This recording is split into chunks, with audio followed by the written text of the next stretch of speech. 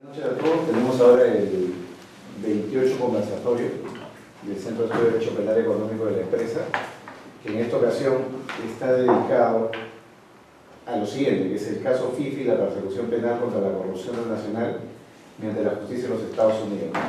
Y en esta ocasión, según lo anunciado, contamos con la participación del colega y amigo Enrique Carrero Centeno, quien, como sabemos, también es magíster en Derecho Penal por la Universidad de Bonn y actualmente doctorando bajo la dirección del profesor Kim Huysen. Y él, aprovechando su visita, nos va a comentar los alcances que tiene en relación al caso de la FIFA a propósito de la publicación del libro que hicieron en el año 2015, aquel que no llegó a ser visto por el doctor Polaino mucho, y que estaba referido a la corrupción internacional, a la ley de prácticas corruptas en el extranjero de los Estados Unidos. Entonces, podríamos decir de que su presentación es un complemento, tiene como punto de partida de lo que él escrito en su libro del año pasado. Bien, sin más preámbulo, Andy, bienvenido y quedamos atentos a tu intervención, que te pido las cifras en un promedio de 30 a 45 minutos para luego poder hacer mi intercambio. Gracias. Bueno, gracias Carlos por la invitación. Para mí siempre es un orgullo y placer encontrarme con colegas de aquí del estudio, donde yo he elaborado, sigo elaborando a pesar de estar lejos en el estudio. Y como tú dijiste ahora, simplemente para continuar un poco, digamos, la segunda parte del desencadenamiento de lo que implica la persecución internacional de la corrupción. Y a esto tendríamos que agregar algo, o comenzar con algo importantísimo, de la lucha internacional contra el delito, al fin y al cabo. Normalmente nosotros hemos venido, al menos como lo aprendemos en las universidades y los casos que se nos dan diariamente, embarcando y circunscribiendo al fin y al cabo la persecución del delito a nivel nacional. Algo que durante los últimos años ha ido cambiando de manera radical. Uno de los casos paradigmáticos con los cuales se ha comenzado precisamente esta lucha anticorrupción a través del organismo persecutor norteamericano es el caso precisamente Siemens, que ha tenido un alcance no solamente en Estados Unidos y en Sudamérica por los actos corruptos que se cometieron aquí, sino sobre todo en Europa y especialmente en Alemania. Con lo cual, actualmente, hablar de un derecho penal que se circunscribe simplemente a leyes nacionales es hablar de un derecho penal casi, yo podría decir, ya retrógrado, porque teníamos que ir ya familiarizándonos con otros sistemas, sobre todo con el sistema del common law, y cuáles son las características, los conceptos y también el contenido que tienen ellos en cada una de las instituciones jurídicas para perseguir el crimen a nivel internacional. Actualmente, por ejemplo, hay otro caso que ha tenido mayor trascendencia, que ha sido el de Volkswagen, en la que ya por temas de contaminación ambiental en Estados Unidos, la agencia encargada precisamente de velar por este tipo de intereses ha ya elevado una acción civil contra esta empresa automotriz alemana. Lo que implica que no solamente el caso termina ahí, porque la particularidad de la persecución de las instituciones norteamericanas es que no necesariamente se siguen de acuerdo al estricto principio del ne bis in idem como lo entendemos en el derecho europeo continental, porque puede derivarse, por ejemplo, de esta demanda civil también una demanda penal y sin problemas pueden haber sanciones en ambos campos, incluyendo algunas instituciones que pudieran, u organismos reguladores que también pudieran adicionalmente imponer una sanción a esta empresa automotriz alemana. Existen muchos casos. Sin embargo, también tendríamos que preguntarnos por qué la prevalencia en los últimos años de los organismos persecutores norteamericanos en la lucha no solo contra la corrupción y la contaminación ambiental, sino también contra el lavado de activos. Es decir, ¿por qué el sistema europeo continental y los países que lo conforman no tienen la capacidad, al menos instrumental jurídico, para perseguir este tipo de delitos a nivel internacional, como sí lo está haciendo y demostrando en los últimos años las instituciones, por ejemplo, del Departamento de Justicia norteamericano o el organismo regulador bursátil norteamericano? Y tiene que ver básicamente con no solamente cuestiones de orden moral del luchador contra la corrupción o contra el lavado de activos, sino más bien por una cuestión práctica de competencia, libre competencia. Por ejemplo, en los casos de corrupción, las empresas norteamericanas podrían no estar en igualdad de condiciones si es que una empresa alemana, por ejemplo, va a Sudáfrica y a través de sobornos accede a un determinado contrato, cuando las leyes, que son mucho más severas en el ámbito de la corrupción, podría mermar más bien la capacidad competitiva de una empresa norteamericana en este caso. Así es que la cosa no va por un tema de moralización mundial, sino más bien por un tema de practicidad, de igualdad de armas en la competencia. Sería la cuestión que aquí se estaría resguardando. Es decir, para entender en su real contexto del por qué, en este caso específicamente, Estados Unidos se está haciendo cargo de la persecución internacional. No solo del delito de lavado de activos, no solo del delito de corrupción, sino también, por ejemplo, el de contaminación ambiental. Sin embargo, todo esto, al menos en cuanto a lo que gira en el ámbito de la corrupción, tiene como antecedente más próximo la ley norteamericana de prácticas corruptas, que se vive en el año 1977 y sobre el cual versa el libro que precisamente Carlos acaba de mencionar al inicio de la presentación. Y esto se origina por el famosísimo caso Watergate en 1977, donde existía ya una corrupción generalizada, tanto en la política como en la economía, y es desde ahí precisamente donde se da origen a esta famosísima ley de alcance internacional. En el ámbito internacional, no solamente en Estados Unidos, en el ámbito internacional es precisamente la OCDE la que se ha hecho cargo y que ha asumido muchos de los criterios que se manejaban en esta ley para tratar de impartirlas e imponerlas en aquellos países que forman parte de esta organización económica internacional. En el Perú tenemos ya, como alguna vez lo dije, en los artículos 397A y 393A, en el marco del Tratado de Libre Comercio que nosotros firmamos con Estados Unidos, ya leyes de persecución de la corrupción internacional, tanto pasiva y activa. Así es que no es que nosotros adolezcamos de una normativa similar a la que tiene la ley de prácticas corruptas de Norteamérica, sino que tenemos un instrumental jurídico, en este caso, pero ineficaz, porque simplemente está en la ley, pero hasta donde yo tengo entendido ahora, ningún organismo o persecutor peruano se ha hecho cargo hasta ahora de aplicar precisamente estos dos artículos, como les dije, el 397A y el 393A. Así es que si nosotros nos preguntamos por un respaldo jurídico, en este caso normativo, sí existe. El problema es de que no hay el instrumental que sea procesal o sustantivo para hacer efectiva estas normas. Pese a la cruzada legislativa internacional, sin embargo, podemos ver de que, a pesar de la homogenización de las normas de lucha contra la corrupción, podemos ver de que, al menos en los países en los que han intentado aplicar esto, no han tenido éxito. Es por eso que Estados Unidos ha tomado la batuta de la persecución anticorrupción, y como les dije al inicio, no porque quieran moralizar, sino simplemente porque sus empresas estaban en desigualdad de condiciones para acceder a determinados contratos en países donde reina la corrupción. Entonces, es por eso que Estados Unidos toma el liderazgo frente a la lucha contra la corrupción para exigir una libre igualdad de competencias, o instrumental para la libre competencia, y como les dije, no necesariamente por motivos estrictamente morales.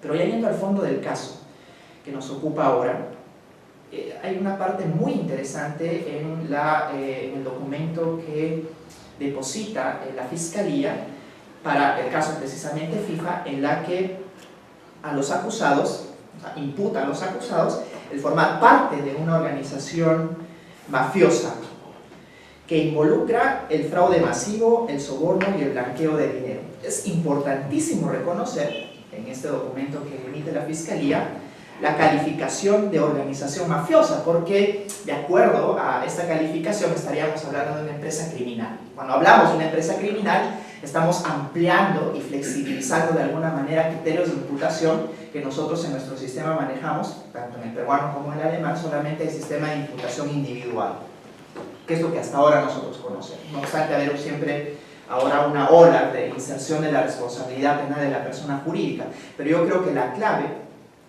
para la persecución, en este caso del crimen internacional, por lo cual ha asumido la batuta de Estados Unidos, está en el reconocimiento de la responsabilidad penal de la persona jurídica. Esta es la clave de la cual los norteamericanos están sirviendo, al menos en el caso de la FIFA, porque el solo hecho de pertenecer a esta organización, ya sea la FIFA o las suborganizaciones que existen a nivel continental, el solo hecho de la pertenencia implica ya que ellos puedan ser sometidos a un proceso en Estados Unidos. Es decir, no necesitan individualizar a aquel sujeto que efectivamente haya realizado el acto corruptor en este caso, o quien haya lavado el dinero, sino basta con el hecho de la identificación de la organización criminal y de la pertenencia a ella para formular, en principio, como lo está haciendo ahora el Departamento de Justicia norteamericano, para formular una acusación en principio abstracta, porque si nosotros nos ponemos a leer en detalle la acusación, el documento que emite el Departamento de Justicia, no encontramos ningún elemento en el que diga que esta persona efectivamente tiene dinero en su cuenta, o de cómo y en qué sentido ha lavado dinero, sino que se centra básicamente en que la organización ha sido la que ha cometido estos ilícitos, sin individualizar de alguna forma quién es quien efectivamente haya recibido el dinero o lavado el dinero o haya realizado el acto corruptor. Así es que el trasladar el hecho de las imputaciones individuales a la que nosotros estamos acostumbrados a una imputación en el ámbito organizacional, obviamente flexibiliza los ámbitos de imputación, en el sentido de que ya no va a ser necesario individualizar a los sujetos, sino que va a bastar en este caso con identificar quiénes son los que forman parte de esta organización. Obviamente viene precedido de la calificación de la FIFA y los órganos, como dije, de organizaciones criminales. Ahora, es muy importantísimo tomar en cuenta la trascendencia de la responsabilidad de las personas jurídicas, ¿no? Yo creo que este es el punto clave sobre el cual a nivel internacional los organismos persecutores de tradición del common law se toman este punto para poder imputar a las personas que pertenecen a esta organización un determinado ilícito. Esta figura de la responsabilidad penal de la persona jurídica nace en Estados Unidos en el año 1909, no de la mano de un desarrollo doctrinario, sino más bien a través de la imposición por la Corte Suprema de Estados Unidos, asumiendo la teoría de la responsabilidad vicarial. Ahora, de acuerdo a esta teoría, que simplemente se ha ido desarrollando hasta ahora, las empresas serán responsables por delitos que se cometan, es decir, en el marco de la relación laboral, por los trabajadores que cometan el delito en el marco de la relación laboral, y, como segundo requisito, con la intención de beneficiar a la empresa. Serían los dos requisitos a través de los cuales nosotros tendríamos que valernos para asumir si es que nos encontramos o no frente a una responsabilidad de la empresa. Pero acá hay un debate muy interesante, porque si nosotros estamos hablando ya de una persecución internacional del ilícito, pues también tenemos que tomar en cuenta aquellos sistemas que tienen efectivamente la responsabilidad penal de la persona jurídica y aquellos que no la tienen.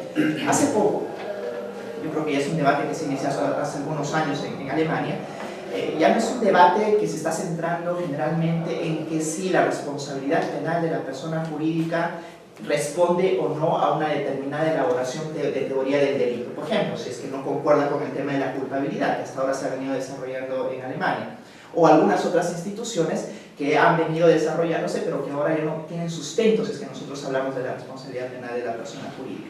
Más bien los debates actualmente se están centrando en la utilidad, ya no en el debate dogmático, sino más bien en la utilidad de la inserción de una responsabilidad penal de la persona jurídica. Por lo siguiente, son cuestiones evidentemente fácticas.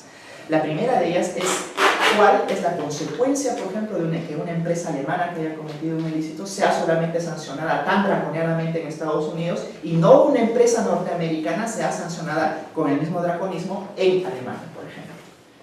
Aquí no hay una igualdad de armas en el sentido de defensa, porque las empresas, en este caso alemanas, tienen siempre todas las de perder si es que hacen negocios a nivel internacional y son sometidas bajo el manto de la persecución penal norteamericana. Y la pregunta que algunos penalistas se hacen pues sería de igualdad de armas frente a ello, es decir, de que si las empresas alemanas u otras se van a ver sometidas a un sistema tan draconiano de responsabilidad penal de la persona jurídica, pues también por un tema de equidad tendrían que esas verse sometidas a ese mismo nivel de sanción, pero ya en esos países, digamos en Alemania u otros que no tienen este tipo de sanción. Así es que el nivel de discusión actualmente va por el tema más que nada de la utilidad. Están dejando un poco de lado el tema de la estricta dogmática del desarrollo de ver si es que calza o no con la antipublicidad, si es que hay dolo realmente en la empresa, o si es que los criterios de imputación tienen que variar para, en el caso nos encontremos frente a una empresa como individuo, ya no natural, sino más bien jurídico. Ese es el primer debate, es decir, la equidad y la inequidad que existe cuando uno maneja diversos ordenamientos jurídicos. Otro tipo es el de la flexibilización de criterios de imputación. Como les dije al inicio, el hecho de reconocer una responsabilidad penal de la persona jurídica hace que facilite la imputación en el sentido de que no es necesario identificar al individuo que efectivamente ha cometido por acción u omisión el ilícito, sino que más bien todo el tipo de una desorganización funcional, podríamos llamarlo así, se reconduce a la empresa como tal. Es decir, hay casos, por ejemplo, en los que se ha demostrado o en los que más bien no se ha podido identificar al individuo que efectivamente ha cometido el ilícito, pero se supo que la empresa había sido como tal la que más bien había facilitado la comisión del ilícito. Entonces, si nosotros nos encontramos frente a una responsabilidad de la persona jurídica, vamos a poder entender ahí de que no necesariamente se tiene que identificar al individuo como tal que ha cometido por acción o omisión el ilícito, sino que esto se puede reconducir a un organismo tal, un cuerpo, del cual ya sale la comisión del ilícito. Por lo tanto, la flexibilización de la imputación individual, a la que nosotros siempre conocemos, se daría a través de la responsabilidad penal de la persona jurídica, tal como en el caso FIFA, por ejemplo, ¿no? Que la sola pertenencia a esta organización hace que, por ejemplo, imputen por el delito de conspiración para el lavado de activos, o conspiración para el fraude electrónico, o conspiración para la corrupción. Ojo, esto es muy importante señalarlo en el caso FIFA, a pesar de que todo han tildado este caso como la persecución contra la corrupción, de que no hay ni una sola imputación individualizada en la que efectivamente se les impute un acto de corrupción. Porque si nosotros vemos detenidamente el documento de Norteamérica, más bien se valen de muchos otros delitos adyacentes al de corrupción, lavado de activos, fraude electrónico y otros más. Pero no encontramos ningún solo hecho individualizado de corrupción. Y eso es muy importante porque hasta ahora no se ha sometido esta persecución a los funcionarios de la FIFA, ni a la FIFA como tal, como persona jurídica, bajo la norma de las prácticas corruptas norteamericanas. Cosa que podría darse en el transcurso de la investigación, pero que hasta ahora no tenemos ningún indicio de que vaya a ser así. Así es que tenemos que tener muchísimo cuidado, al menos en el caso de la FIFA, si es que nosotros vamos a hablar de lucha contra la corrupción, porque es lo que se está manejando en el lenguaje diario, incluso en el lenguaje jurídico de aquellos que salen a opinar, pero habría que prestar atención más bien al detalle de la acusación, porque ahí vamos a apreciar de que no hay ni una sola línea en la que se impute un hecho de corrupción, sino más bien conspiración, y ni siquiera conspiración a la corrupción, sino conspiración a otros delitos adyacentes que ya he mencionado. Eso es muy importante porque es lo básico. Todo el mundo relaciona a la FIFA contra la corrupción, pero vemos la acusación de la Fiscalía y no hay ni una sola línea en la que efectivamente haga una imputación por corrupción. Obviamente cita hechos generales, pero en cuanto a individualización no hay ninguna mención. Y también habría que ver cuál es la tendencia. O sea, una cuestión es ver si es posible, dogmáticamente hablando, la inserción de una responsabilidad penal de la persona jurídica, y otra, una vez asumida esta posición legislativamente, por decirlo así, cuál es la tendencia que se está viendo en Estados Unidos. En Estados Unidos tienen memorándums, digamos, es como una directriz que sigue siempre la Fiscalía para la persecución. En este caso, tiene memorandos, por ejemplo, para la persecución contra las personas jurídicas. Hay un último memorándum, que es el memorándum Yates, en el que incide precisamente ya no en que aquellos que colaboran con la justicia, o la empresa que colabora con la justicia, se libre de ella sin dar nombres, sino simplemente reconociendo a título de empresa que ha cometido un ilícito, sino que este memorándum Yates, que se acaba de dar hace poco, incide en que la empresa se va a ver beneficiada si es que colabora, o sea, se va a ver beneficiada por colaborar con la justicia solo en la medida en la que dé nombres individuales de aquellas personas que habían favorecido o habían ayudado a la comisión de un ilícito. Esta es una tendencia interesante porque a partir cuando justamente salió este memorándum, muchos en Europa, aquellos que no compartían la visión de la inserción de la responsabilidad penal de la persona jurídica, habían dicho, pero miren, ahora los norteamericanos están reconociendo que más bien se lucha eficazmente contra los delitos del cuello blanco, reconociendo al sujeto individualmente considerado, y más bien están siguiendo un camino inverso al que nosotros estamos siguiendo en nuestros países. Pero eso es totalmente falso, porque simplemente es un tema de colaboración. O sea, la empresa se va a ver efectivamente beneficiada, pero ya no solamente en cuanto reconozca un hecho aislado de comisión del ilícito, sino ahora, en tanto más, individualice a aquellos sujetos que han favorecido, que han colaborado con la comisión del ilícito. Y esto es importante saberlo, porque si no vamos a mezclar de alguna manera tendencias que no se están dando. Eso, por ejemplo, algunos en Alemania decían, bueno, en Norteamérica están teniendo la tendencia que nosotros, o sea, que se puede luchar eficazmente contra los delitos de cuello blanco, más bien individualizando a los sujetos, y que mejor a partir de ello dejemos de lado la responsabilidad penal de la persona jurídica. Pero aquí tiene que ver todo un sistema de compliance, por ejemplo, un sistema preventivo. Es un sistema preventivo que yo en algunas otras conferencias que he hablado en detalle acerca de lo que significa el sistema de compliance, cuáles son las características, cuáles son las normas que la amparan, al menos en el ámbito norteamericano. Así es que ahora voy a tratar de no mencionarlo, pero a grandes rasgos puedo decir que en las líneas federales de guía práctica en Norteamérica, el sistema de cumplimiento es un sistema vital para disminuir o eximir de responsabilidad a la persona jurídica. Entonces corre en paralelo. No es de que la persona jurídica de alguna manera se vea sometida inmediatamente a un proceso judicial o a una persecución penal en la medida en la que no hay insertado un sistema de cumplimiento, sino que eso se va a ver en el transcurso. Es un veremos en qué medida te podemos disminuir o eximir de pena. Es que no es un ex ante, no es una valoración ex ante, ya mantengo un sistema de cumplimiento y por tanto esto se va a beneficiar a la empresa en cuanto alguno de los empleados haya cometido un ilícito. Esto es importante decirlo porque la FIFA tiene un sistema de cumplimiento.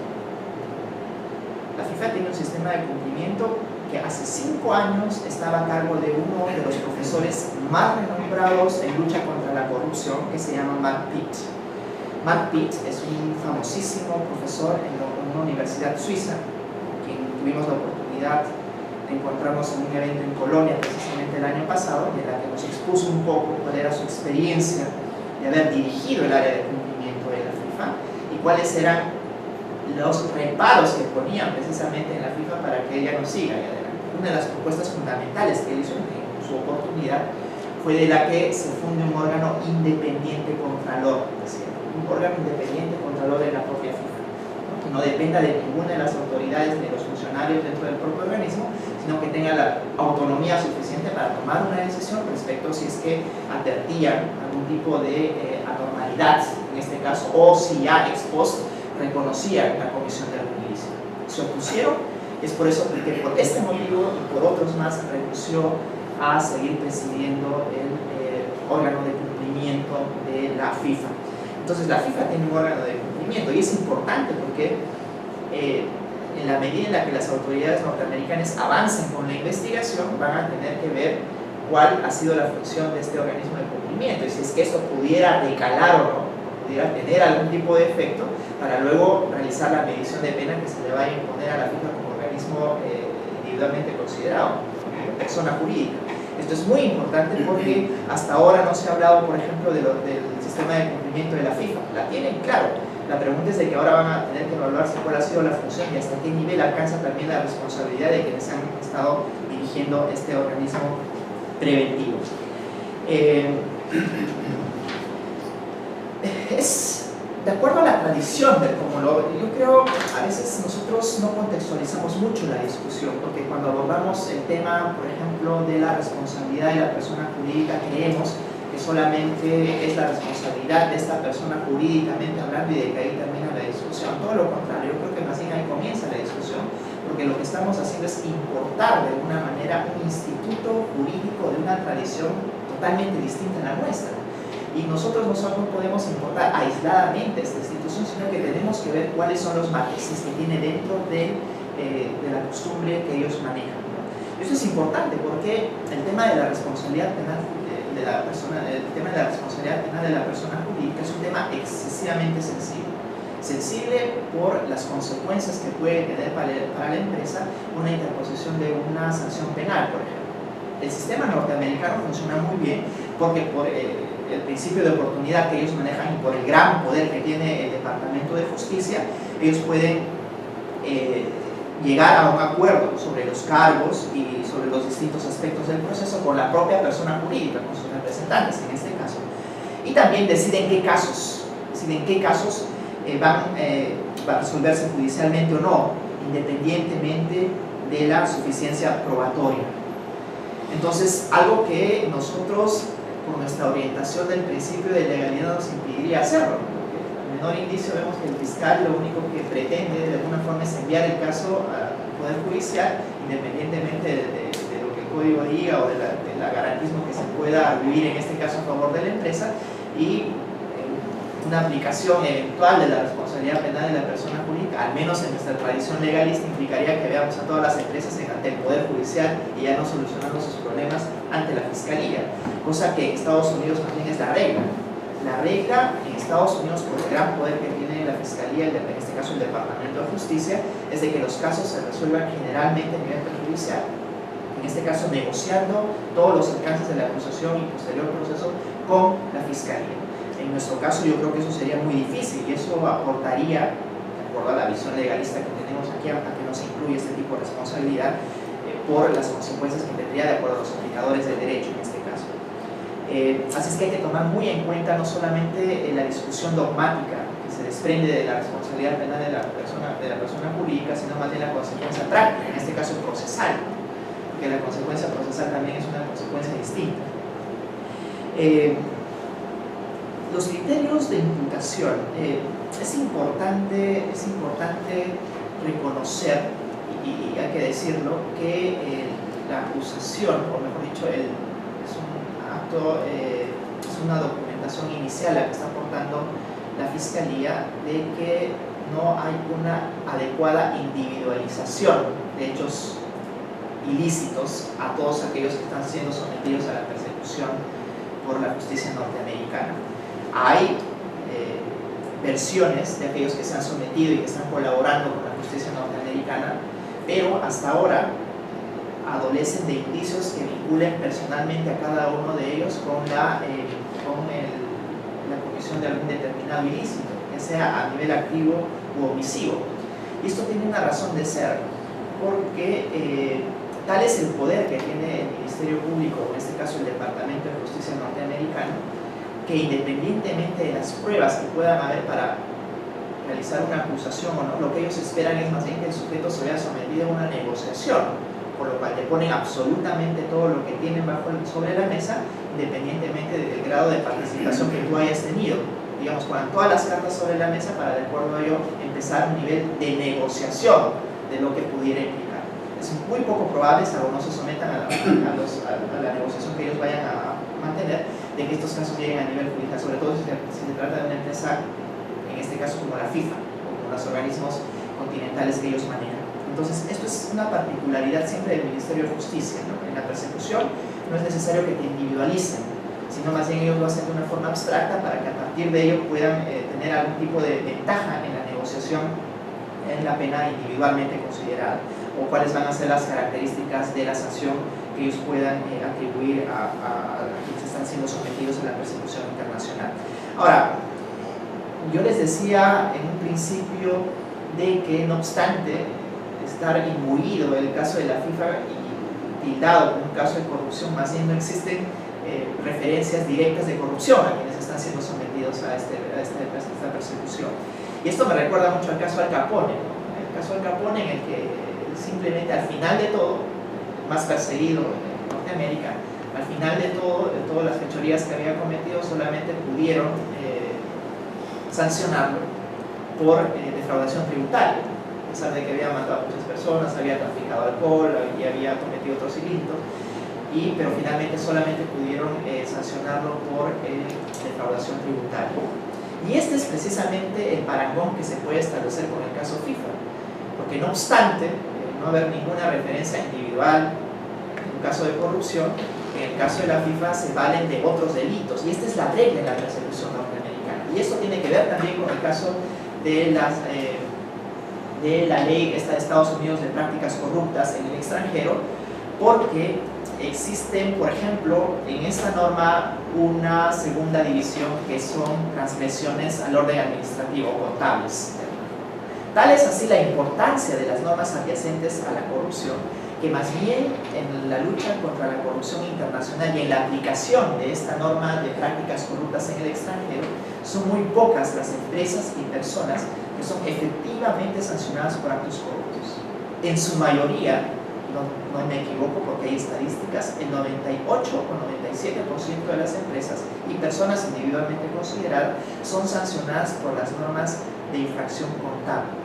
Esto tiene mucho que ver con el caso Al Capone, tiene totalmente que ver con el caso FIFA, y se corrobora en que las normas adyacentes o normas colaterales son mucho más importantes que el propio delito principal que se quiere perseguir.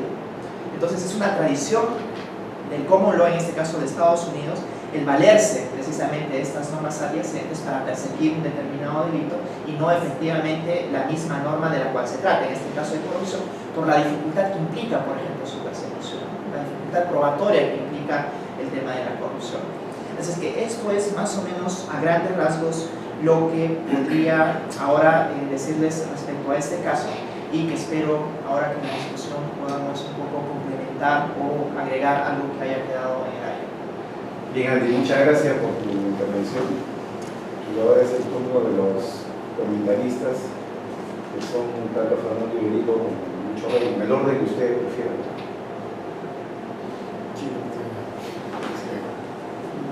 Bueno, en primer lugar, felicitarte. Cada vez aprendo más de los temas estos de compliance y sobre todo la ley de prácticas corruptas en Norteamérica, cómo se está un poco armonizando con nuestras legislaciones de otra recámara jurídica. A mí, por cierto, la preocupación o quizás la reflexión que podría proponer guarda relación precisamente con las dificultades de la armonización de dos sistemas que tienen características completamente distintas. De hecho, tú referías cómo es que es una práctica que estamos tratando de incorporar a través de ciertos institutos procesales, como la terminación anticipada, el socorro reparatorio. Es una práctica normal en Norteamérica, el famoso plea bargaining, ¿no? Que en Norteamérica parece no tener un significado expresivo negativo. Pero una persona jurídica, y esto lo experimenté un poco en el caso de unos clientes que tuvieron una demanda en Estados Unidos, ¿no? Donde les confiscaron unos bienes, y donde había algunas empresas que ya tenían acuerdos de terminación anticipada de plea bargaining y que operaban con total normalidad. Entonces parece ser, Por casos anteriores. claro, por casos anteriores, ¿no? Pero que parece ser que esos acuerdos tienen el sentido expresivo negativo que tendría, por ejemplo, en el Perú, o en los países de nuestro sistema, el procesamiento y los efectos negativos en la reputación de la persona jurídica, ¿no? De hecho, en aquellos pocos casos donde se han aplicado consecuencias accesorias a la persona jurídica, ya no hubo necesidad de disputar la consecuencia accesoria porque ya el procesamiento había significado la necesidad de que de facto la persona jurídica había desaparecido, se había liquidado porque el efecto en la reputación fue tan negativo que de hecho no hubo ni siquiera necesidad de ejecutar la disolución, ¿no? Entonces, ese es un primer aspecto que me parece a mí interesante examinar, ¿no? Cómo es que las consecuencias procesales del enjuiciamiento de una persona jurídica van a casar, ¿no?, en nuestros sistemas procesales, ¿no? Cómo es que vamos a aplicar estas figuras que están proponiendo el nuevo Código Procesal Penal, la terminación anticipada por reparatorio con las personas jurídicas, ¿no? De hecho, es claro que tener realidad, de adquirir corporeidad, estas propuestas de incorporar en el Perú la responsabilidad penal de las personas jurídicas, tendrían que también proponerse cambios en la legislación procesal para proponer estos acuerdos, ¿no?, en el ámbito de la persona jurídica per se, ¿no? Sobre todo cuando... Y perdón que te interrumpa, porque si no estaríamos hablando como estas normas que hemos incorporado de persecución anticorrupción internacional, pero claro, sin ningún sustento para llevarlo a cabo. Claro, sin ninguna función práctica, ¿verdad? ¿No? Entonces, esa es una primera reflexión, ¿no?, que además nos lleva, creo que más a una meditación más general de cómo es que estamos asimilando, ¿no?, los conceptos y las prácticas que provienen del common law, ¿no? Cómo es que conceptos como el societas de índole non potes están cambiando completamente, y estamos además frente a una situación de asimilación de una serie de categorías que provienen de Norteamérica. La idea de la conspiración, que creo que ya está introduciéndose en algunas figuras, es una anticipación. Conspiración al sicariato. Claro, ¿no? La conspiración al sicariato es una anticipación de la tutela penal, ¿no?, discutible de la perspectiva de nuestra tradición de la Sería como la ¿no?, americanización Entonces, del derecho penal. eso es, o sea, más que proponer una idea de soluciones, la preocupación que debería un poco llevarnos, ya la ola de americanización es insostenible, ya no se puede detener, pero ¿cómo lo armonizamos, no? ¿Qué hacemos para provocar una armonización racional, ¿no? Porque, por cierto, como tú dijiste, también en Norteamérica se está discutiendo mucho, ¿no?, si sus criterios son válidos, y se trata, porque hay un grupo de profesores norteamericanos que buscan también asimilar los conceptos de derecho europeo continental. las ideas que quería proponer, ¿no? Fernando, tu comentario. Sí, algunos temas a partir de lo que hemos escuchado. Yo creo que de todo esto hay un tema que nuevamente nos llama a una reflexión que en otros ámbitos se ha seguido discutiendo, ¿no? Que es cómo en el Perú siempre hacemos las cosas al revés. Porque el contexto de la americanización del derecho en general evidentemente es palpable. Creo que el orden correcto hubiese sido comenzar por la americanización del derecho penal, porque aunque nos duele a algunos, el derecho procesal es un derecho, como su nombre dice, objetivo, es un instrumento para aplicar algo. Pero no puedes tú el instrumento americanizarlo y te has quedado europeizado con lo que tienes que aplicar. O sea, eso se hace al revés. Primero cambias lo que tienes que aplicar y ya luego le creas el mecanismo para aplicar lo que tienes que hacer. Entonces, lo que has tratado de hacer, muy a pesar de los autores del código, por cierto, que todavía pretenden anclarse en una idea de tendencia europeo-continental, evidentemente en la práctica, sobre todo por los operadores, han creído que han tenido un código procesal americanizado. Eso, por ejemplo, y creo que recogiendo un poco lo que decía también Lucho, viene el problema, por ejemplo, del tema de la terminación anticipada, del principio de oportunidad y por qué el aspecto negativo que tiene la percepción negativa. Y es que creo que la percepción positiva que existe en el sistema americano viene por dos lados. El primero es que no está judicializado. O sea, la negociación no es judicializada y no pasa por un tamiz, como si la terminación anticipada peruana, de que requiere un control judicial. Y al final es el juez quien finalmente decide si eso va o no va, el sistema peruano. El peor ahí no, es de libertad de la fiscalía, de la parte y todo lo demás. Y además porque hay una percepción clara en el sistema americano de que no hay que judicializar las cosas, que es la percepción contraria a nosotros. Hay que judicializarlo todo. Todo debe ser judicializado, comenzando por los fiscales. ¿No es cierto? Entonces, si tú me dices, oye, hemos llegado a un pre-Abraham y por lo tanto no vamos a ir a juicio, pues en la sociedad americana te va a decir, bacán, evitaste que gastemos. Ya está, genial. No hay erario nacional que se haya invertido, o estatal o federal, de acuerdo de la tendencia que se ha invertido acá. Entonces, la percepción es todo lo contrario. Y es más, doctor, perdona que le interrumpa, porque en este caso, incluso cuando llegan a un acuerdo con la Fiscalía para que recurran a un estudio privado, para que investigue el ilícito que eventualmente han cometido, es un estudio privado que realiza de alguna forma esta investigación. Con lo cual, el mismo sujeto que ha cometido el ilícito, en este caso la empresa o la persona jurídica, pues tiene que invertir también para que se pueda dilucidar cuál es el alcance del ilícito que se ha cometido. Que es pertinente solamente en atención a lo que usted acaba de decir. Porque fíjense, y lo que dice Andy me lleva a otra reflexión, ¿no? que es importante para tenerla en consideración, porque la Fiscalía se considera desde un inicio como parte, y como parte no puede investigar, pues. Es impensable que quien investiga sea la parte. En el sistema peruano no, pues. Es el fiscal quien dirige la investigación desde un inicio y es el que va a negociar. Qué gracioso, pues él investiga y luego negocia contigo. El sistema americano es todo lo contrario. El fiscal es una parte, él no investiga. Por eso que viene el tema de la prueba abierta. Que quiero investigar, esto es lo que tengo contigo. ¿Vas o no vas? Entonces, ahí hay una percepción distinta. Eso por un lado.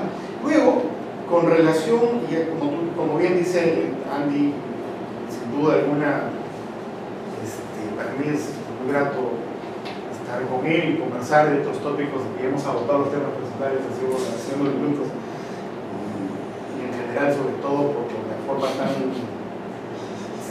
tan, yo diría, tan incisiva con la que toca los temas. Y la verdad, yo debo reconocer y admirar la capacidad de síntesis para explicar las cosas. Eso es muy, muy importante. Muy importante que no veo en otras personas que han venido de fuera. Tienden a enrevesar todo. Y de verdad que quería expresarte eso. Pero fíjense, hay un tema que sí me interesa, sobre todo por el contexto de los americanos. Porque sería algún principio básico que los americanos no son buenos. No digo que no sean buenos jurídicamente hablando, sino que no son buenos sentimentalmente hablando, ¿no?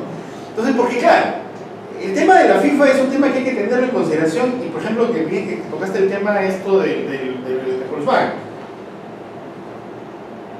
Yo te diría, claro, los americanos entran no por ser los paladines de la justicia, entran en estricto sentido, y quizá Juan Pedro nos puede ilustrar más al tema, es porque había un interés muy específico de ser la sede del Mundial.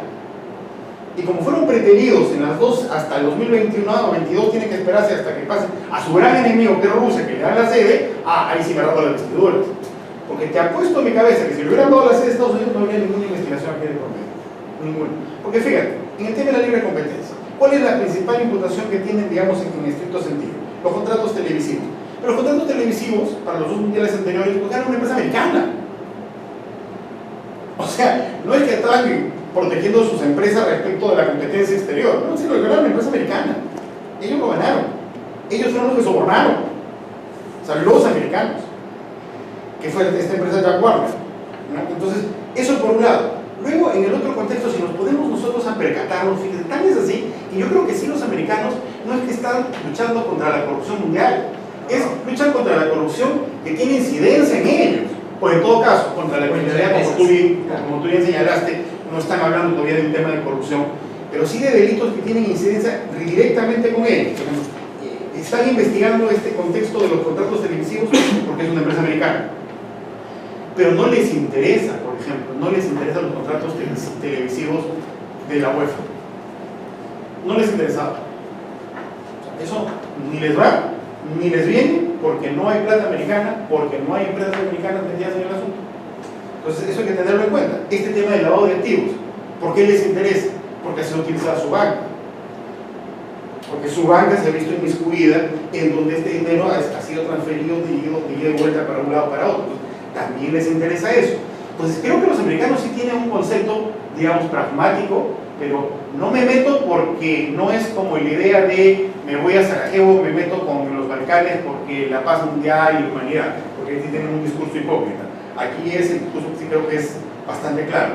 Yo soy competente y buscan, creo, pragmáticamente algo que les genere una competencia legal o por lo menos jurídica. Y es que mis bancos han sido utilizadas, mi banca ha sido utilizada, mis empresas están comprometidas de una u otra manera. Tan es así que no les interesa en estricto sentido lo que haya pasado con respecto de las otras federaciones. Un tema que sí me llama la atención, por ejemplo, y me gustaría que puedas ampliar, es este tema de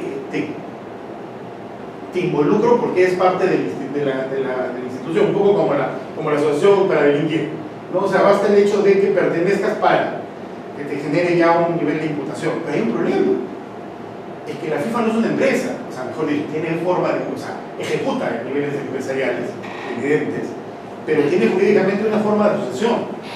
Y el problema es que esta asociación pertenece hasta el jefe de la Federación Departamental de Fútbol de Yancas. Es parte de la FIFA, porque pertenecen a la Federación Peruana y la Federación Peruana está adscrita a la FIFA. En consecuencia es a quién te refieres con que basta que pertenezcas a la organización.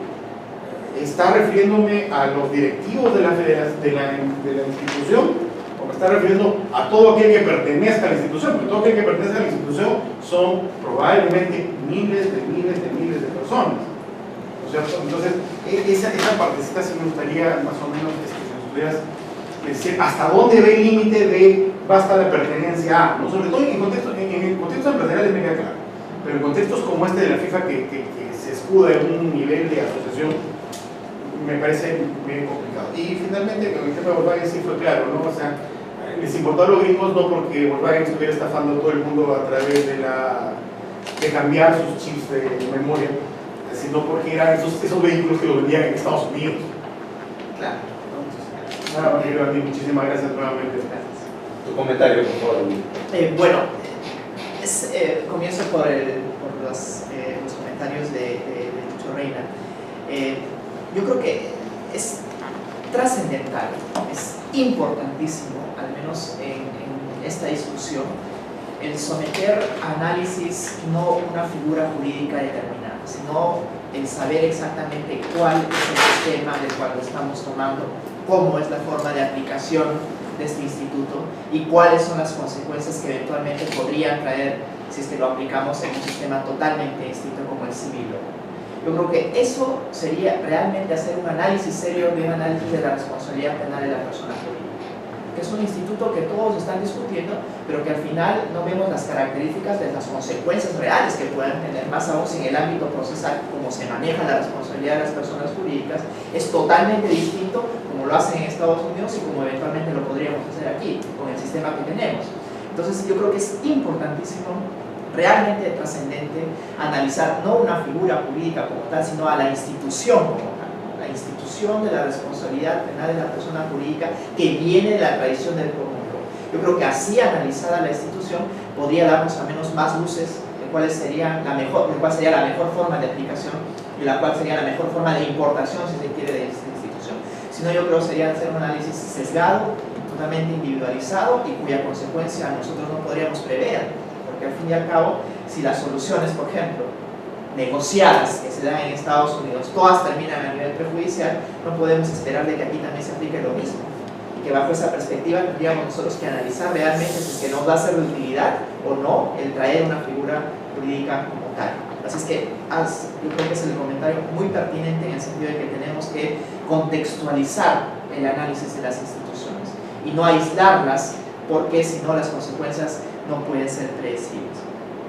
El tema, y ahí justamente engancho al comentario del doctor Iberico, el tema de la no judicialización, ¿no? Ahí yo creo que hay una influencia del análisis económico del derecho, ¿no? Porque al fin y al cabo no habría suficientes fiscales, por ejemplo, para perseguir todos los delitos que se tienen que mandar a los tribunales, ¿no? Sino que más bien ellos seleccionan de alguna manera cuáles son los casos que van a someterse a persecución, cuáles van a ser negociados o no, y para un tema de, digamos, prevención general, ya sea positivo o negativa, decir estos casos sí los vamos a mandar al Poder Judicial. Entonces, y es más, hay un tema de suficiencia probatoria. Si no hay suficiencia probatoria, ellos pueden negociar cualquier tipo de condición frente al imputado en este caso. O sea, la independencia es casi total. Ni siquiera hay un control judicial, por cierto. Y eso lo digo aquí en el libro precisamente que escribí. No tienen influencia judicial, a pesar de que vayan a donde el juez y diga que hay suficientes elementos para que esta persona sea sometida a un proceso judicial. Ahí el juez no tiene nada que hacer si es que ya previamente se ha llegado a una negociación entre la fiscalía y el imputado. Entonces, esto es importantísimo también saberlo. Respecto a su última inquietud, doctor, en cuanto a la delimitación de imputados, si solamente el hecho de pertenecer a la FIFA o no, obviamente no es automático, es decir, no implica el solo hecho de pertenencia a la FIFA de que uno sea imputado por un ilícito. Pero en este caso de la FIFA específicamente, han habido señalamientos de algunos que se han sometido a colaboración ante la Fiscalía. Entonces, para la Fiscalía, en principio, el solo señalamiento definitivamente no es una prueba para que el sujeto sea sometido a una persecución, pero ya es un indicio, lo cual la Fiscalía utiliza precisamente para poder delimitar quienes están dentro del ámbito de responsabilidad de la FIFA, ¿no? Ese sería el primer orden de análisis. O sea, la sola pertenencia a la FIFA no daría luces para someter a una persecución penal, porque si no, tiene usted razón, estarían miles de personas implicadas en el caso de la FIFA, sino más bien parten de un señalamiento de personas que se han sometido a colaboración frente a ellos y dicen, bueno, estos son quienes han participado de manera directa o indirecta, no necesariamente en el acto corrupto en sí o en el lavado de activos en sí, sino que en este momento ellos probablemente recibieron dinero de esta transacción que se hizo en un determinado contexto empresarial, de negocio empresarial. Entonces hay algunos criterios que no necesariamente se dan de manera automática de pertenencia a la institución, sino que tienen que haber ciertos criterios, en este caso de colaboradores, que han identificado a las personas que han precisamente participado no en el delito, sino en la conspiración. O sea, es una figura distinta, ¿no? No en el lavado de activos, no en la corrupción, no en el fraude electrónico, sino en la conspiración para ello. Es un adelantamiento de, en nuestra tradición lo conocemos de una barrera de punibilidad, porque ni siquiera sabemos si ha sucedido algo, ¿no? Simplemente la pertenencia. A eso me refería, doctor, con el tema de la pertenencia a una, en este caso, organización criminal, ¿no? Porque han llegado a calificar en el documento del Departamento de Justicia Estatal, cual han llegado a calificar a la FIFA como una empresa criminal. Habría que ver cómo van a desarrollar ese criterio, porque no es el documento final, pero ya han partido de él. Es un punto de partida, independientemente de la Conmebol también, ¿no? De la FIFA como tal, la Conmebol, y hay otras más, hay otras instituciones que a nivel sudamericano ya han tenido ese calificativo de parte del Departamento de Justicia, ¿no? Así es que no es de que se escapen tampoco al sometimiento de la justicia norteamericana. Y hay que ver otro tema que han añadido, que es el tema de cómo asumen la competencia, ¿no? Este es un tema trascendental, porque la competencia la asumen, por ejemplo, con transacciones financieras, ¿no? A través de los bancos norteamericanos. Así es que no es de que yo deposite aquí un dinero a Huancayo o a otra provincia y no asuma un banco, por ejemplo, norteamericano, o las comunicaciones. Depende mucho de ello, y yo creo que esa es la forma más amplia en la que ellos interpretan el ámbito de la competencia, ¿no? Cómo asumen ellos la competencia para tener sometido a un determinado caso. Y en este caso específicamente la FIFA fue por transacciones, ¿no?, que realizaron algunos de ellos por los derechos televisivos y también por algunas llamadas que aún no salen todavía efectivamente en el documento, pero que están ahí dando vueltas en cuanto a cómo es que ellos asumen la competencia. Y aquí yo lo describo perfectamente en este libro, cuál es, por ejemplo, el email, ¿no?, que nosotros enviamos mensajes electrónicos a través de un servidor norteamericano, o las meras llamadas telefónicas, o el uso, por ejemplo, de algunas aplicaciones que tienen su asiento en Estados Unidos, también harían de que nosotros nos sometamos a la justicia norteamericana por algún acto corrupto, por ejemplo, que hayamos podido transmitir a través de este mensaje, ¿no? Por ejemplo, el WhatsApp, por ejemplo. Y de Facebook, es americano, entonces. Exactamente. Y cotiza en bolsa. Y peor todavía si cotiza en bolsa, ¿no?, porque la persecución a través del organismo regulador norteamericano es el más incisivo que pueda haber en el mundo. Está calificado así, más que el Departamento de Justicia incluso. Bien, ahora abrimos la posibilidad de que intervengan los demás con sus comentarios. Miguel, por favor. Andy, mucho gusto.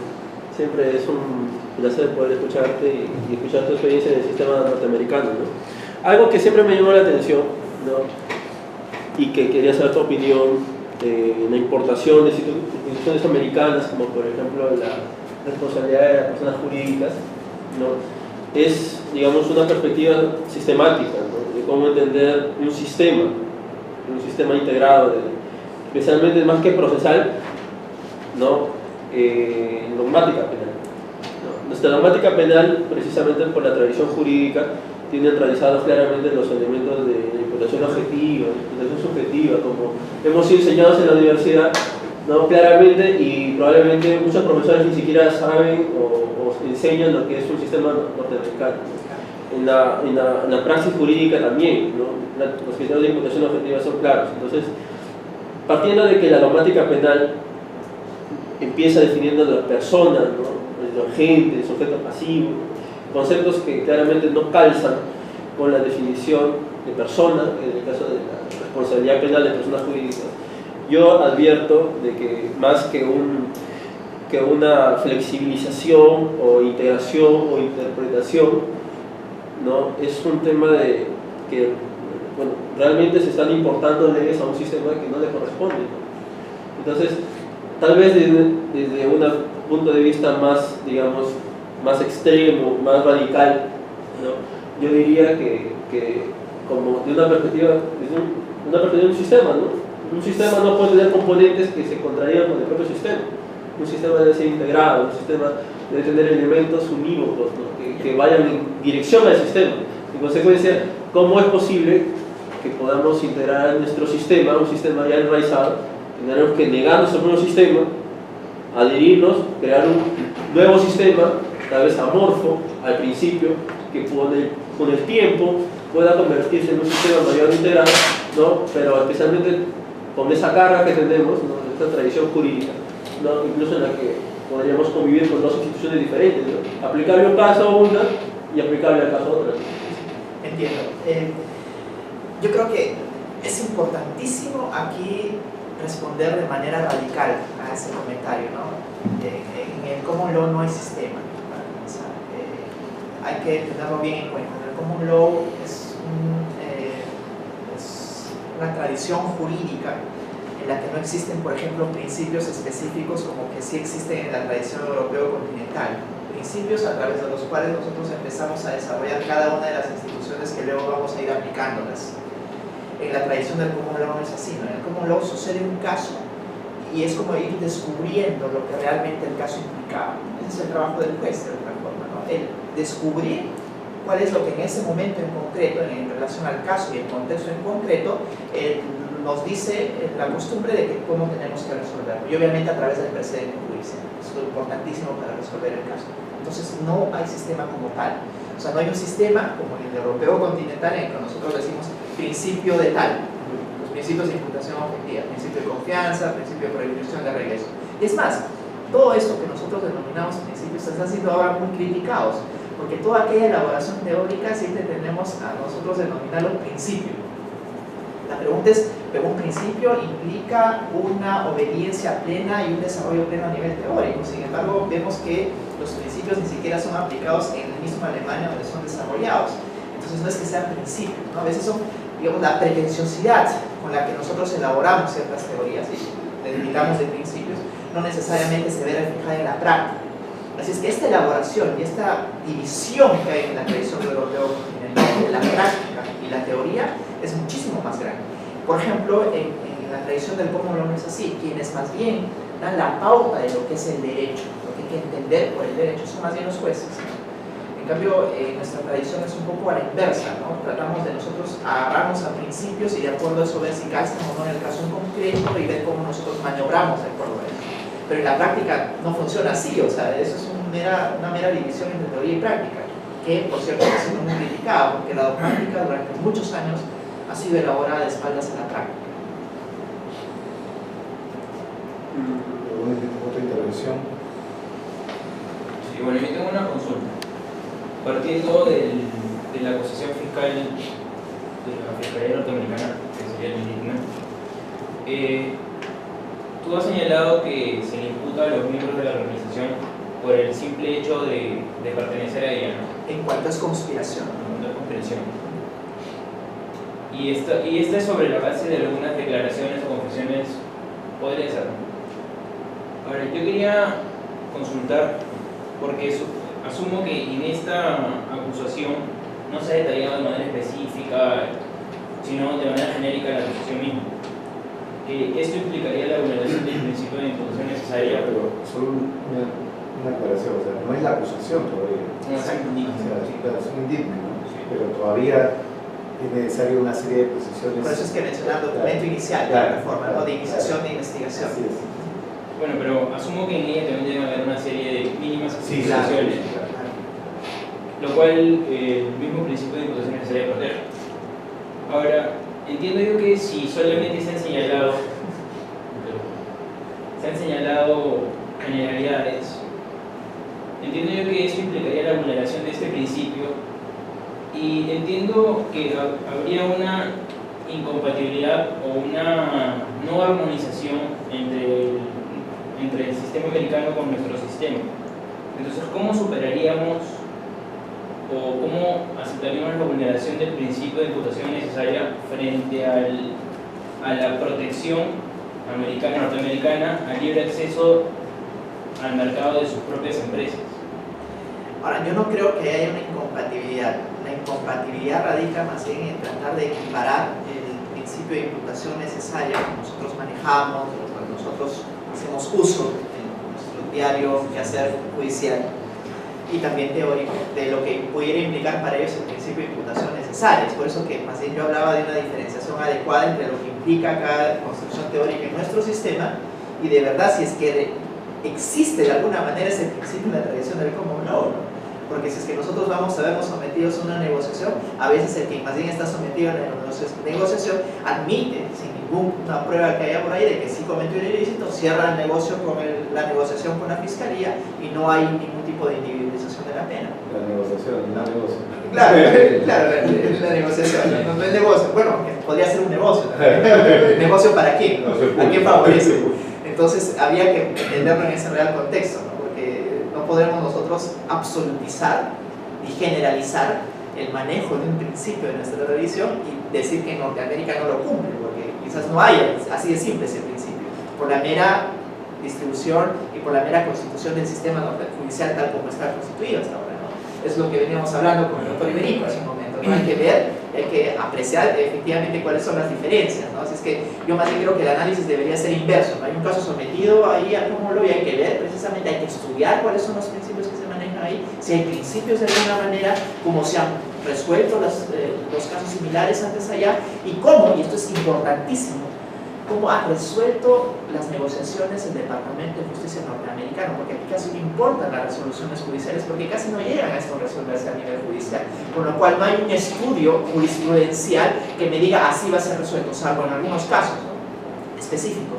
Pero aquí lo más importante es saber qué nos dicen los memorandos del Departamento de Justicia antes que haya una sentencia ahí de algún tribunal que nos diga efectivamente cómo va a terminar desarrollándose o desenvolviéndose este caso. Bien, yo tengo varios comentarios. Voy a aprovechar para hacerlos todos en conjunto. Puedas también dar una valoración específica o conjunta según prefieras. Primero, me queda en duda, ¿no?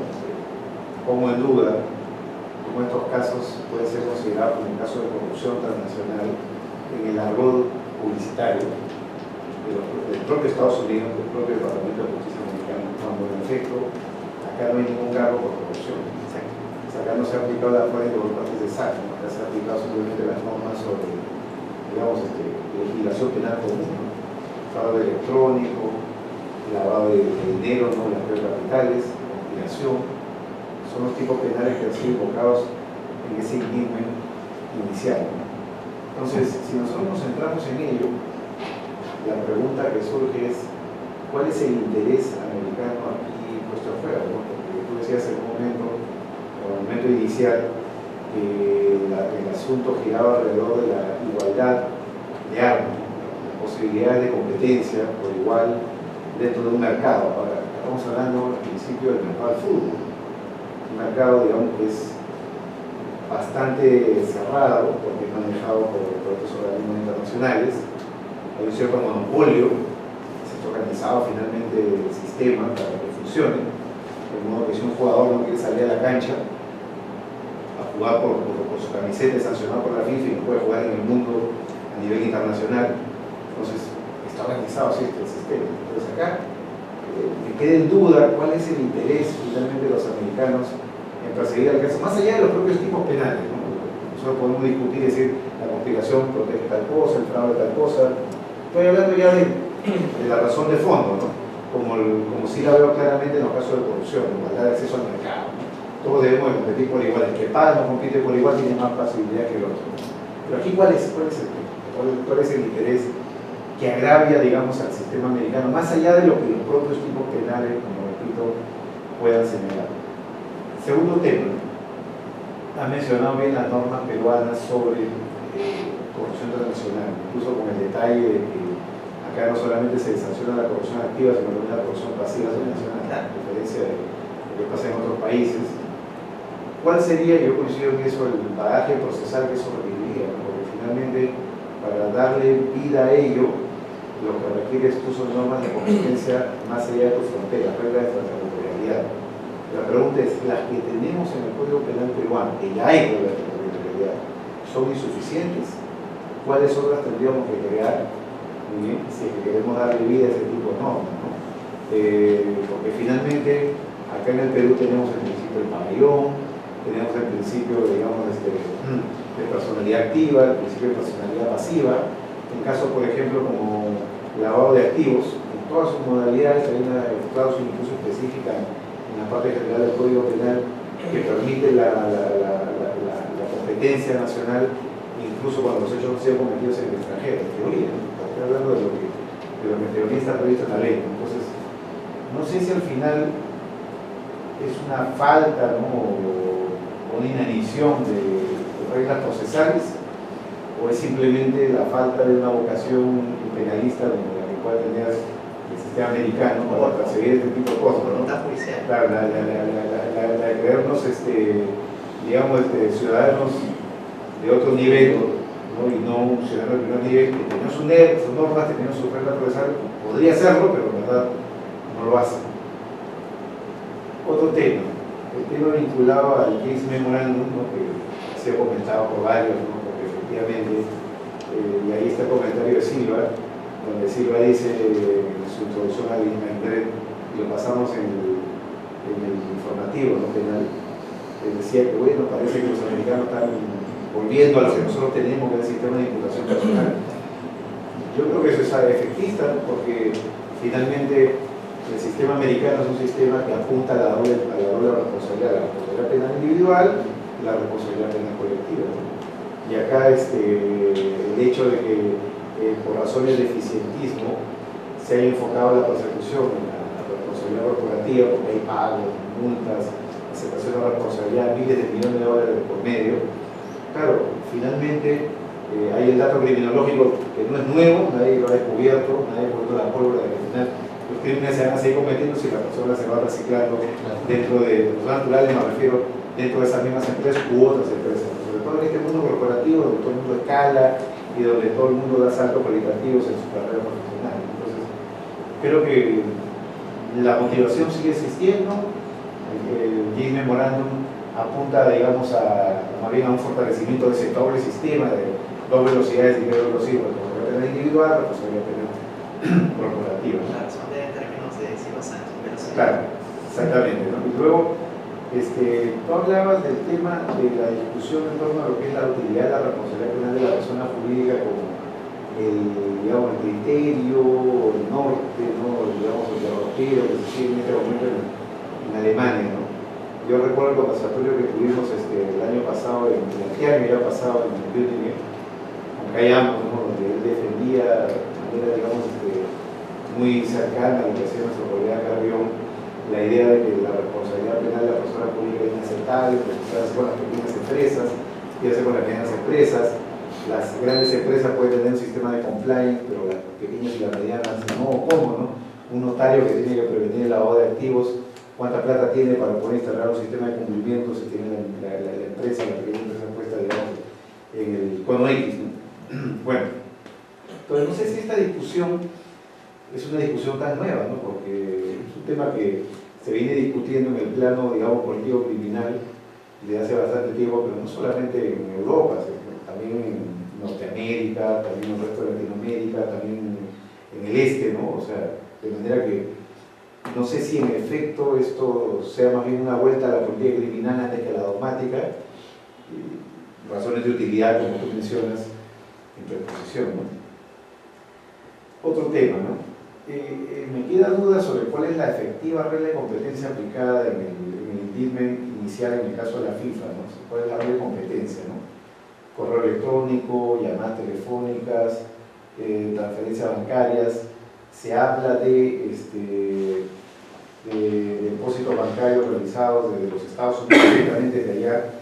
Hay una serie de situaciones varias que son ahí descritas, ¿no? Pero yo no quiero jugar con lo siguiente, ¿no? Porque no está aquí, ¿no? Porque si de por medio se van a discutir extradiciones, recordemos el caso del uruguayo, Estados Unidos pidió su extradición desde Suiza, fue detenido en Suiza, pero Estados Unidos pidió su extradición, pero al final Uruguay logró que lo traigan a su país y no que lo traigan, no que lo lleven a Estados Unidos, una salida de presidente Pinochet, ¿no? Primero me juzguen en mi país y luego veremos si me van a juzgar en el extranjero, ¿no?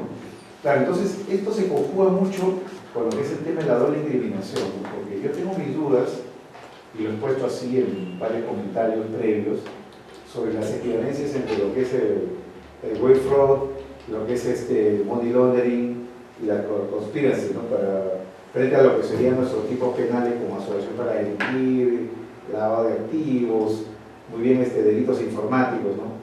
Eso conjugado con la regla de competencia creo que es un bagaje muy potente, ¿no? para los imputados y para los estados cuando aplican bien su regulación para poder frenar digamos, efecto expansivo de la extraterritorialidad norteamericana, ¿no?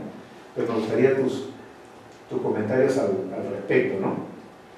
Y luego, algo que quedó un poco en el medio de la discusión, ¿no?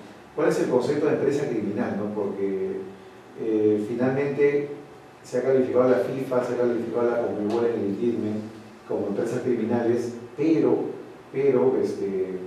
sería interesante discutir, por ejemplo, si cualquier empresa, ¿no? Donde dentro de su organización se producen hechos delictivos, ya puede ser calificado de inmediato como una empresa criminal, ¿no?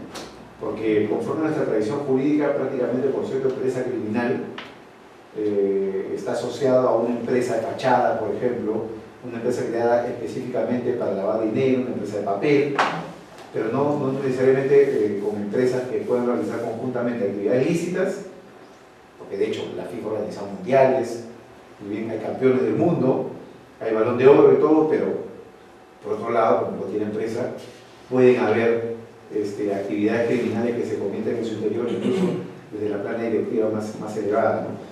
Entonces la pregunta es cuál es el límite para la calificación en el sistema americano del concepto de empresa criminal, ¿no? Y lo último, ¿no?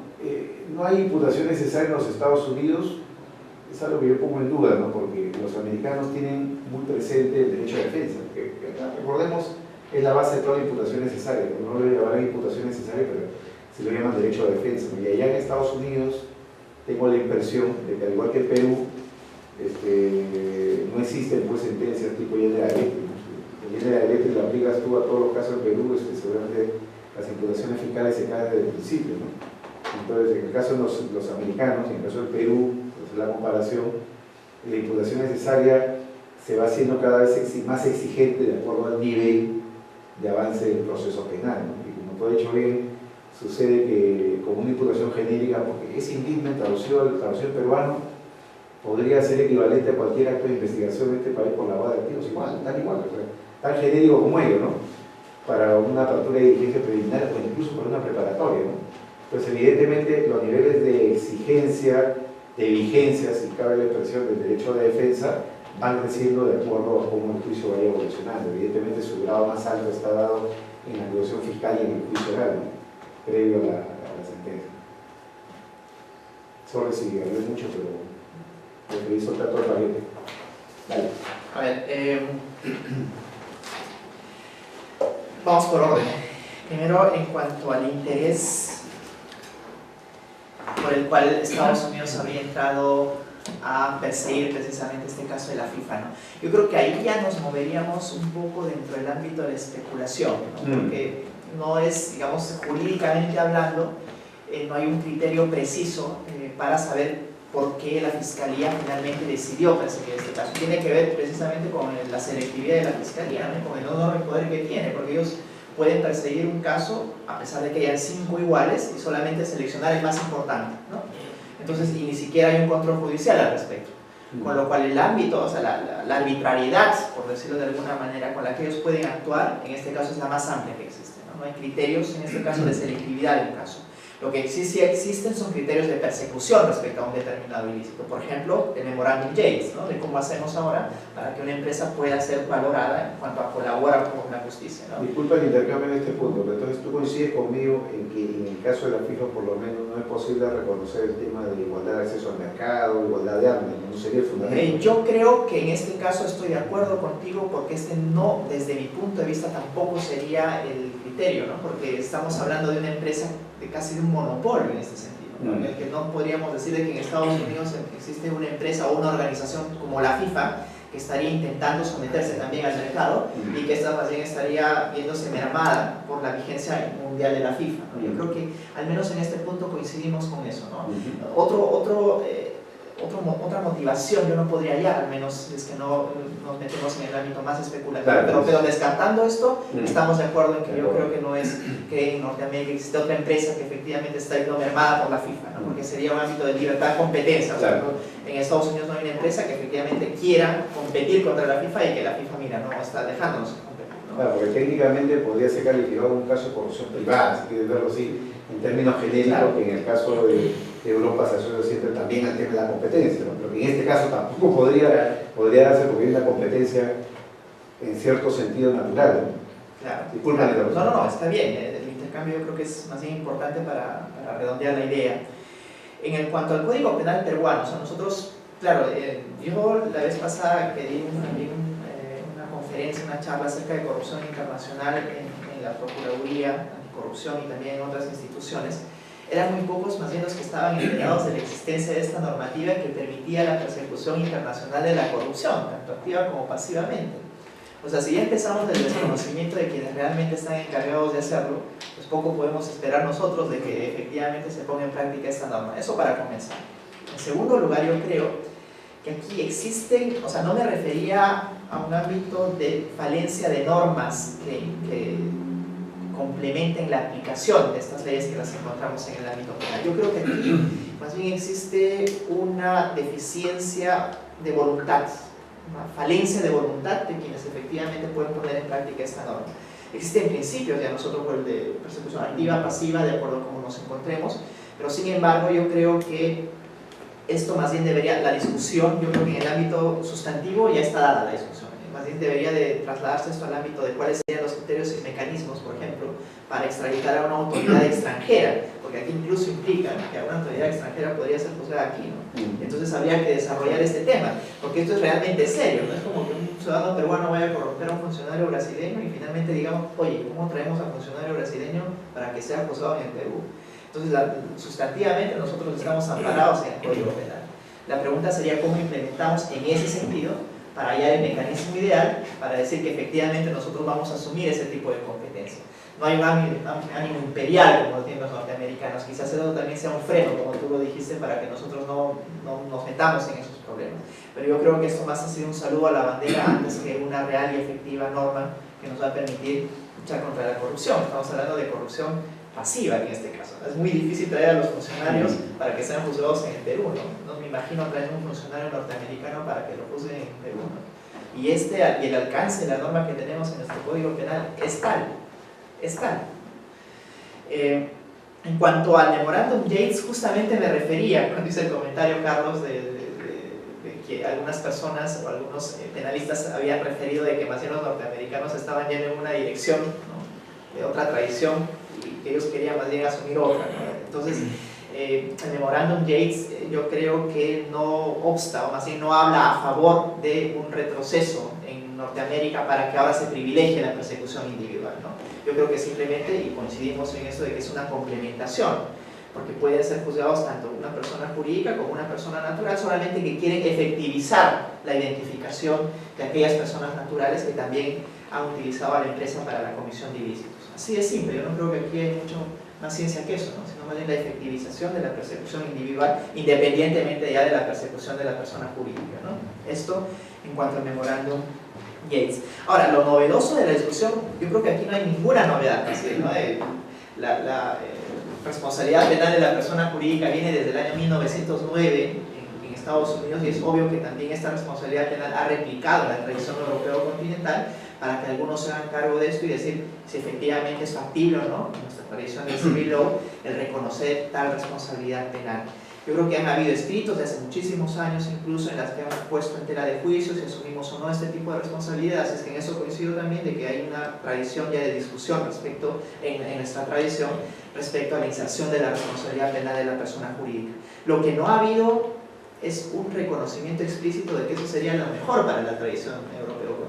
Eso es lo que no ha habido, ¿no? Porque es unánime, si es que nosotros vemos, ya revisamos la literatura jurídico-penal, es unánime el rechazo, al menos desde la tradición germánica, que la asumieron los españoles, también los italianos, es unánime el rechazo a una responsabilidad penal de la persona jurídica.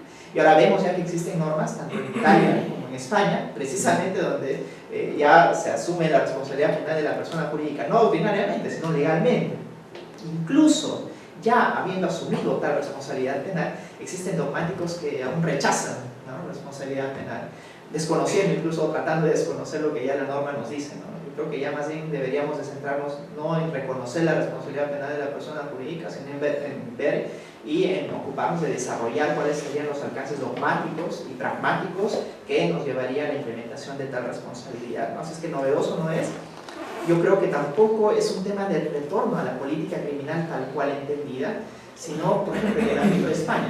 En España ya han asumido algunos penalistas la legislación precisamente que se responsabiliza a las personas jurídicas, están tratando de desarrollarlas ya políticamente, dogmáticamente, ¿no? Así es que hay siempre ámbitos de discusión, el político criminal y el dogmático. El dogmático, algunos dicen que ya se ha visto perdido en la medida en la que la tradición que luchaba contra la responsabilidad penal de la persona jurídica ya no puede imponerse.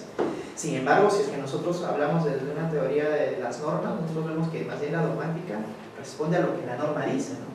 Y si la norma en este caso ya ha llegado a establecer la responsabilidad penal de la persona jurídica, pues lo que tiene que hacer la dogmática es asumir esta posición legal y desarrollarla doctrinariamente. Yo creo que eso es más bien la dogmática sana, ¿no?, que debemos nosotros poner en práctica. El tema de la doble incriminación, esto es muy interesante, sobre todo para los pormenores del tipo penal, porque ahí sí está en juego el ámbito comparativo, ¿no?, el saber exactamente, por ejemplo, el fraude electrónico, que yo creo que es lo más problemático en el ámbito de la FIFA, la imputación del fraude electrónico. Si es que aquí efectivamente podríamos hallar, al menos en el ámbito de Perú, un delito equiparable, ¿no? Yo creo que al menos aquí existen grandes probabilidades para decir que no la hay, simplemente, el lavado de activos es distinto, o el tema de la conspiración, ver si es que realmente la asociación ilícita podría darse en el ámbito del lavado de activos o en el ámbito del fraude electrónico. Yo creo que en el fraude electrónico podríamos rechazarlo de alguna manera porque en prima fase yo creo que no hay un equiparable. Sin embargo, en el delito de lavado de activos yo lo veo un poco problemático. Habría que analizar tipo por tipo. Yo no me aventuraría aún sin haber analizado el tipo específico de lavado de activos norteamericanos y peruanos, a ver si es que calzaría al menos en relación a la imputación que están realizando, ¿no? Porque hay que tener en cuenta que no es lavado de activos en sí, es conspiración para el lavado de activos. Y ahí la particularidad nos lleva a hacer un análisis distinto al tipo en sí lo que nos dice, ¿no? Entonces ahí yo sería un poco cuidadoso, no podría dar una respuesta final, porque ahí habría que analizar, como dije, al menos sean para efectos de la extradición, ¿no? Habría que analizar exactamente lo que el tipo del país al que se va a extraditar exige y el tipo que efectivamente en Norteamérica está establecido. Ahora, ¿cuáles son los límites de una empresa criminal? O sea, ¿cuándo nosotros podríamos calificar a una empresa como una empresa criminal? Aquí existen solamente dos criterios, estos de los cuales se podría imputar a la empresa para que ésta suma, ¿no? Primero, lo dije, son sencillos, pero necesitan un desarrollo ulterior, ¿no? El tema de que se haya cometido el ilícito en el marco laboral, primero. Segundo, que ésta haya favorecido a la empresa. Se cumplen estos requisitos y de alguna manera podríamos nosotros hablar ya, en este caso, de una empresa criminal. Ahora, existen particularidades, obviamente, ¿no? Hay un caso muy particular en el que, por ejemplo, no se beneficia a la empresa, sino más bien se la perjudica. O sea, se la perjudica, ¿no? Y esto pasa mucho en el ámbito de la corrupción, porque a veces uno, para que ascienda de puesto, no necesariamente beneficia a la empresa, sino se beneficia a sí mismo. Es decir, mandan a un empleado y para que el empleado realmente pueda acceder al contrato, el empleado saca de su propio dinero para corromper al funcionario y resulta que al final obtiene el contrato, pero beneficiando a la empresa, pero más bien perjudicándola de alguna manera, de forma indirecta, porque la empresa no es o sea, no se usaron los recursos de la empresa para sobornar a este funcionario público. Entonces ahí habría que ver también si es que ha habido un favorecimiento a la empresa o no. Yo creo, al menos en este tema, de que cumplidos estos dos requisitos, que ya esto es sí, un desarrollo jurisprudencial, podría calificarse cualquier empresa como empresa criminal. En el caso de la FIFA, por ejemplo, se ha visto claramente de que se han visto favorecida la propia FIFA, en principio. En segundo lugar, ha sido en el marco laboral, que al fin y al cabo la FIFA lo que hacía también era administrar estos derechos de emisión, de alguna forma. Fueron salidos de ahí y ellos fueron los que se vieron beneficiados también con los derechos empresariales, ¿no? Hay en la dogmática, en la discusión norteamericana en sí, de cuándo una empresa es beneficiada y cuándo no, esto es muy problemático, ¿no? Se parte de la idea de que siempre se beneficia a la empresa, pero hay ocasiones en las que no se beneficia a la empresa sino al propio empleado, por ejemplo. Pero si asumimos esa tesis, serían muy pocas las empresas en realidad que se verían beneficiadas, porque hay que ver también desde la perspectiva de cómo se entiende la empresa, ¿no? Al final la empresa no es la empresa tal cual, sino son siempre sus gestores, ¿no? Y si el gestor se ve beneficiado, en este caso automáticamente también se vería beneficiado la empresa. Jurisprudencialmente ese es el criterio que maneja, ¿no? O sea, no hay forma de diferenciar una de otra. En cuanto a la imputación necesaria, claro, esto va avanzando, ¿no? Como les dije al principio, en este documento inicial, en el indictment inicial, las imputaciones son vagas, ¿no? Simplemente se basan en versiones de terceros que se han sometido a una supuesta colaboración y dicen vagamente de que ellos han participado, por ejemplo, en el otorgamiento de ciertos derechos televisivos y de que habrían enviado dinero, por ejemplo, o habrían recibido dinero, pero no hay ninguna prueba en efecto de que implique que ellos en alguna cuenta han recibido ese dinero. O no se menciona, puede ser que la fiscalía lo tenga. O puede que lo tenga, pero si nosotros nos centramos en el documento oficial. No describe, en el caso de Burga, por ejemplo, no describe. En el caso de Burga, por ejemplo, no describe, ¿no? Simplemente lo que hace la imputación de Burga y en la que se concentra es simplemente de pertenencia, ¿no? de pertenencia, de conspirar al lavado de activos. Y habla de que habría recibido, pero no hay ningún indicio de que efectivamente haya sido posible, al menos en el documento. Estamos hablando de la documentación, pero como son parte, ellos también pueden tener alguna información que no está en la documentación oficial, precisamente para luego proceder a la negociación. Eso ya depende de la mecánica que use la propia fiscalía. Pero aquí yo creo que al menos en este documento inicial no hay, en cuanto a imputación necesaria, una adecuada individualización, porque si estaríamos aquí Yo creo que eso lo podríamos solucionar con cualquier recurso constitucional y tendríamos todas las de ganar, ¿no? Pero habría que ver cuál es la mecánica y la evolución en el sistema norteamericano, ¿no? Yo creo que esto lo hacen más para un ánimo de negociación antes que de individualización, ¿no? Que así de alguna manera amenazan para que tú mismo puedas venir y de alguna forma someterte a una negociación con la fiscalía. No ponen las cartas sobre la mesa de No, o sea, eso en principio, por eso es que hay que ser cuidadosos, ¿no? Lo oficial que nosotros tenemos es el documento que emite el Departamento de Justicia, ¿no? De ahí la estrategia que ellos manejen ulteriormente, obviamente no la podemos conocer, ¿no? Salvo seamos abogados de ellos. Claro. ¿Algún comentario adicional? ¿No? Bueno, Andy, muchas gracias por tu participación y esperamos tenerte pronto de visita para un nuevo conversatorio. Gracias.